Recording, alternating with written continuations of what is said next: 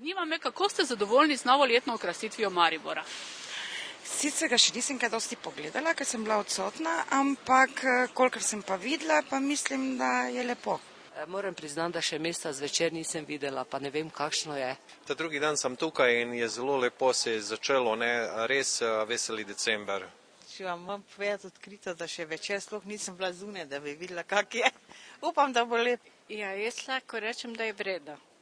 Ja, da nič ne čutim pomankanja nobenega, ne? Da bi kaj manjkalo.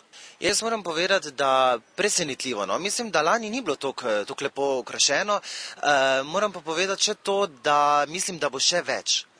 Mislim, da malce prehitro je zdajle v tem času, ampak mislim, da čez kak mesec bo pa še lepše. Čez kak mesec bo že drugo leto?